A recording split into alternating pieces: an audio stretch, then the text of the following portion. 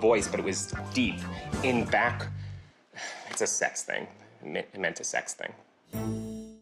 Deep throat was actually the nickname given by Washington Post editor Howard Simons to the informant who confidentially provided the inside details of the investigation. The name was based on a popular pornographic film released in 1972. Howard Simons was a bit of a freak, for that's the name that you choose. He kind of just laid it out, let everybody know what he's into. Simons was clearly messing around, making everyone say deep throat. I mean, I would have done the same thing. I'd probably name my informants nipples and Can I say I can't? No, I can't say So what, can I say or not? You know, I'm just gonna stop saying First of all, it's a great pickup line, right? So how much do you know about deep throat? And then if they slap you, you're like, what? I was talking politics. Many people were suspected of being deep throat. Henry Kissinger, George H.W. Bush, even Diane Sawyer. Well, let me tell you, Diane Sawyer was hot back then, but she's even hotter now. The older the better, my friend. I like my women like I don't like my dress shirts. Wrinkled. We didn't find out who the real deep throat was till 2005, and it was a huge, huge letdown. It was just Mark Felt. So whoever that dude is, just some dude. This story sort of flew under the radar in 2005. And I think it's because the media was focused on much more important stories, like Paris Hilton's sex tape, shallow throat. In the 20s, Al Capone was king of a violent Chicago crime syndicate that specialized in bootlegging, racketeering, and prostitution. But there was another side to America's most notorious gangster. People think of Al Capone, what do you think of? Violent crime boss, scoundrel, criminal. What you don't know, during the Depression, actually opened up America's first soup kitchen. Al Capone, was he a murderer? Yes. Did he have an extensive racketeering crime family? Sure he did. We gave out a lot of free soup, so balance it out. The newspapers gave Capone the intimidating moniker Scarface. However, in his personal life, he preferred the nickname Snorky. It takes the edge off a little bit. You can't be mad at a guy named Snorky, even if he's about to plug one in your head. Like, come on, Snorky! Snorky! No one named Snorky has ever killed anybody. The only thing Snorky has killed is a box of fruit roll-ups. You hear Scarface is looking for you, like, what happened? What did I do? If you hear the name Snorky, you're not scared or intimidated at all.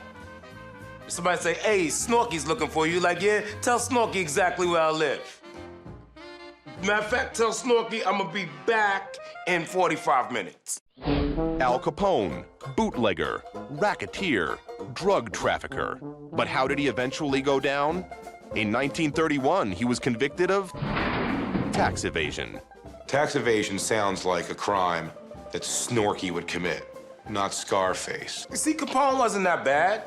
I mean, he only went to jail for tax evasion, and then when he was in jail, he had syphilis, and that's bad, though.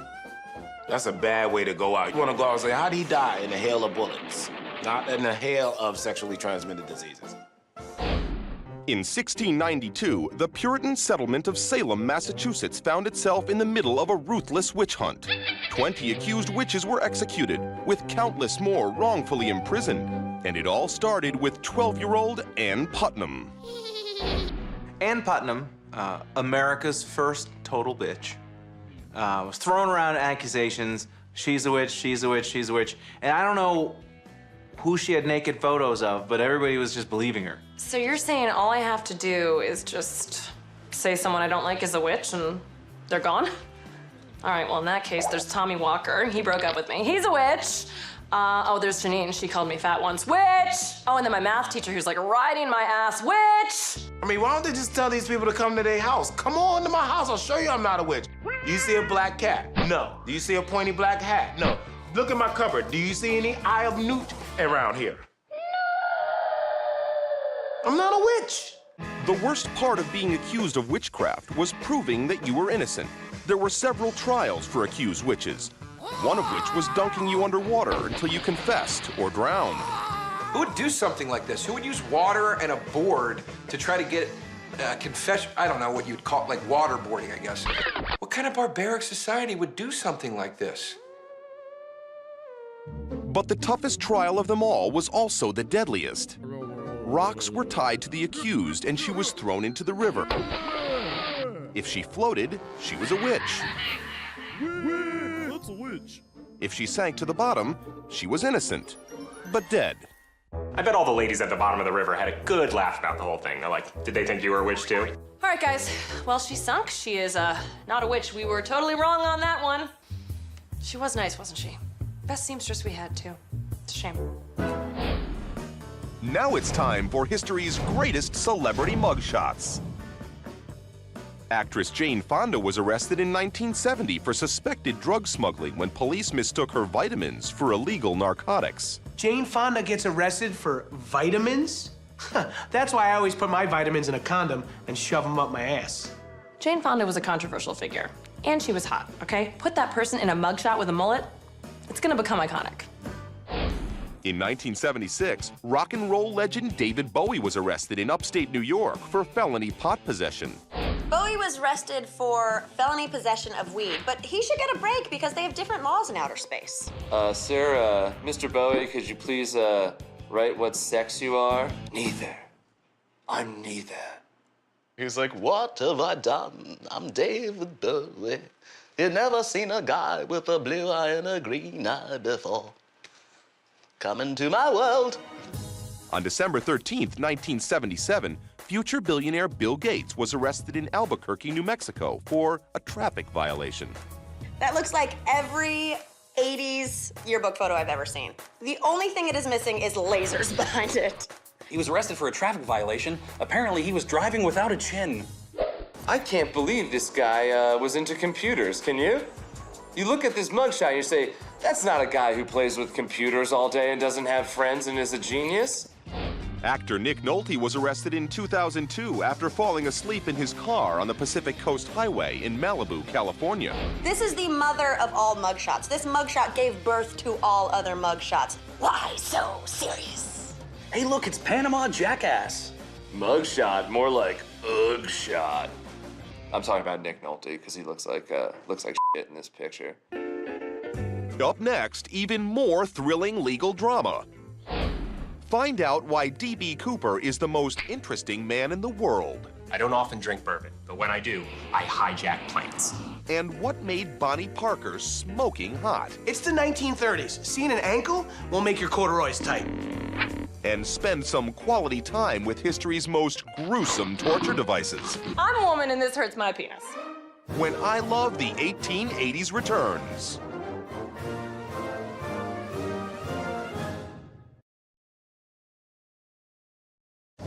Welcome back to I Love the 1880s, One Nation Under Arrest. It's like history's police blotter. During the Dark Ages in Europe, the use of torture for religious persecution or criminal punishment intensified, with each generation adopting new methods that became increasingly brutal, sadistic, and truly medieval.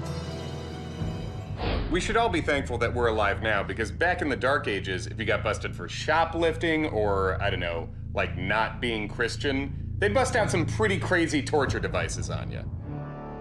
Judas chair. Chair with a pointy seat. You sit on it, point goes up your ass. Aptly named after a guy who famously screwed someone over.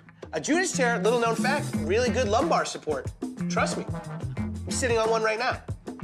Oh, I'm gonna need help getting off, guys. The weirdest part would be if someone sat down and just it didn't faze them, no, just to sit down in that chair and just be like, so who's got questions? What do you guys want to know? This is a two-person saw used to cut people in half, and the worst part is you're naked the whole time. Actually, no, the worst part is you're cut in half. Naked's the second worst. The saw was pretty simple and very effective. Messy, though. Messy as the day was long. I think the guy who ran the saw must have been bummed, right? Because he didn't get to brag. Like, all the other guys run something cool. The Judas chair. This guy's like, I run the saw. Now, glastration was a really fun one. Basically, they get a tiny glass tube, stick it up a dude's penis, take a hammer, and whack it. It worked every time. I mean, it would seal the deal. People would confess like crazy. The glastration has so many levels to it, because the beginning level, they stick a glass rod in your penis, and you think, well, I want to start telling you guys stuff, because that's insane. And then they go, well, we hold on, let us finish. We're not even done with this torture yet. And then that's when, oh boy, woman and this hurts my penis. During the Great Depression of the 1930s, criminals like Babyface Nelson and Pretty Boy Floyd often made the front pages of newspapers for their escapades. But two outlaws captivated the country more than most, Bonnie Parker and Clyde Barrow. After a string of bank robberies and murders, the duo became known simply as Bonnie and Clyde. It's gotta be pretty hard for Clyde. First of all, dude's name is Clyde. Secondly, he dates up and gets this girl Bonnie, and Bonnie's getting all this fame because she's a hot chick with a gun. It's kind of like Fleetwood Mac, right? You got Lindsey Buckingham, he's writing all the songs, but all of a sudden, everyone's just paying attention to Stevie Nicks. And they're like, oh, Stevie, look, she's dressed like a witch. She's wearing a top hat. Let me take a picture. Poor guy. There's this famous picture of Bonnie Parker posing with a gun and a cigar leaning up against a car. There really is nothing sexier than a woman who might literally murder you. It's very hot. We took 2 pictures together, and all of a sudden, she's on the front page. I've killed 48 people, and my name comes second. Bonnie and Clyde were perfect for America. Nobody had any money, you had to wait in line to get a piece of bread, evil is rising in Europe, and I can't drink. Damn straight I need a woman who's gonna chew a cigar, pull a gun, and show some ankle. It's the 1930s. Seeing an ankle will make your corduroys tight. There's this old dude, his wife's banging on the outhouse door, like, what are you doing in there? And he's just looking at Bonnie's ankle, and he's like, I'll be out in a minute. I'll go rake the dust in a minute. Leave me to my business, woman. In 1933, a policeman stopped Bonnie and Clyde for speeding near the town of Springfield, Missouri. However, the duo turned the tables on the cop, took his gun, and then drove 75 miles while Bonnie used him as a footrest. The officer was forced to lie down on the car's floorboard, and Bonnie rested her heels, digging them into his bag. But to be fair, there's some guys who would pay good money for that. Bonnie and Clyde's crime spree eventually came to an end in 1934 when police ambushed and killed them near Sales, Louisiana, unleashing 167 bullets on the now infamous couple. Getting shot to death by a bunch of cops for a criminal, that's like winning an Oscar. You know what I mean? That's like the highest honor. Becoming a hero and a villain, then dying in a firestorm of bullets. Ah, the American dream. It's just a classic rom-com we got going on here. Boy meets girl, girl shoots up a bank, boy and girl get gunned down in a hail of scary gunfire. Classic Julia Roberts vehicle. On November 24th, 1971, a mysterious man in a stylish suit named D.B. Cooper boarded a flight from Portland to Seattle with a suitcase full of explosives. He demanded $200,000 from the airline, strapped the money to his chest, and parachuted into the night, never to be heard from again. Maybe one of the coolest guys to ever live. Like, hijacks a plane, demands money, gets it, skydives off the plane, and is never heard from again. But he's doing it while dressed like Don Draper. I mean, a suit just gives you like a certain cachet, and you know, I'm an adult and I should know better, but if a man in a suit comes up to me and says, I'm a friend of your father's, I'll get in his car today. Still don't know any better. It was reported that during the hijacking, Cooper was calm and friendly. He ordered 2 bourbons, paid the tab, and even tipped the stewardess. Maybe he's that most interesting man in the world. I don't often drink bourbon, but when I do, I hijack planes. A bourbon and soda is like the coolest pre-skyjacking drink. Least cool, apple juice. He's hijacking with a solid buzz, which is proven by the point that he paid his tab. I mean, I love that, you know? I'm gonna jump out of this plane, I'm gonna scare the crap out of everybody, but I'm gonna pay. I'm not a scumbag, I'll pay the bill. After using the bomb to extort $200,000 from the airline, Cooper strapped the money to his chest and parachuted out of the plane somewhere over the state of Washington. No one knows if he survived the dangerous jump. Yeah, I think he lived. I don't think he even needed the parachute. I think he ninja rolled and was like, no consequences. Even if he did die, that is like the world's coolest suicide. I feel like somewhere there's a skeleton in the woods just with a briefcase with 200 grand in it, just like, worth it. We've still got crimes to solve and punishments to dole out. Coming up, Aaron Burr fills a founding father with lead. Burr was like, cool, free throw, boom! And find out the right way to kidnap a celebrity. You gotta start sending ears and fingers almost immediately. It's I Love the 1880s, One Nation Under Arrest. Welcome back to I Love the 1880s, One Nation Under Arrest. All the cops, robbers, and innocent bystanders history has grown to love. Alexander Hamilton and Aaron Burr were bitter political rivals who clashed repeatedly. Things came to a head in 1804 when Hamilton questioned Burr's ability to govern. In response, Burr challenged him to a duel, during which Hamilton was fatally wounded. Right, so it starts off simple enough. One guy says, this guy's not fit to govern. The other guy says, well, I disagree. He's not fit to govern. And then by some logic leap, that comes to, let's shoot each other in New Jersey. This was the vice president and the secretary of the Treasury. I can't imagine Joe Biden and Tim Geithner getting together and settling their differences with Berettas and Glocks. I mean, Dick Cheney did shoot a guy in the face. He didn't kill him, but he did shoot someone in the face. If the duel was today, it would be all over Twitter. You know, you'd probably see a lot of, can't wait for the big duel with @AlexHammy and @YouBurtOrNot. There are varying accounts of what happened that fateful day.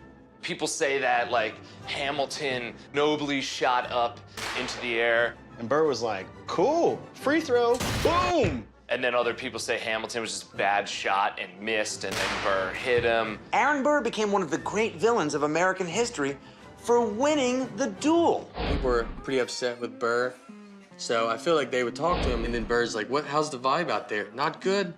Not good, Burr. It's not going good at all. This is classic. If you get shoved in a bar and you turn around and punch a dude in the face, you feel like a hero for a split second until everyone else is like, the dick. Burr died in obscurity and debt, man. And Burr wasn't that bad of a guy. He actually believed in the right for women to vote, and he believed in freeing slaves. Who's the a-hole now, history? On December 8, 1963, down-on-his-luck businessman Barry Keenan, broke and addicted to painkillers after a recent car accident, convinced himself that kidnapping Frank Sinatra Jr. would surely reverse his fortunes. Walk me through this, Barry Keenan. Well, let's see. McDonald's isn't hiring. I don't know Word and Excel. Maybe I could sell Cutco knives. Maybe lottery scratch-off tickets. Ooh, I could steal a famous child. That sounds like a good plan. Let's go with that. But let's not even plan it. Let's just go do it. Keenan and his two accomplices had never kidnapped anyone, and their inexperience showed. After abducting Sinatra Jr. at gunpoint following his show at Harrah's Casino in Tahoe, they drove him to their hideout in Los Angeles, 8 hours away. During the drive, they reportedly borrowed $11 from Frank Jr. to pay for gas. Listen, if you're gonna be a kidnapper, you gotta scare people. Don't bum $11 off them. You gotta start sending ears and fingers almost immediately. Sinatra Sr. publicly offered $1 million for the safe return of his son, but Keenan insisted that he only wanted $240,000. Frank Sinatra paid the ransom, and 2 days after he was taken at gunpoint, Jr. was returned safely. Maybe they feel like we're giving him a deal. Hey, I know another kidnapper's gonna charge you $1 million. Us, $240, this thing's a done deal. Okay, $240,000 it is. We'd all like to split it 3 ways and live very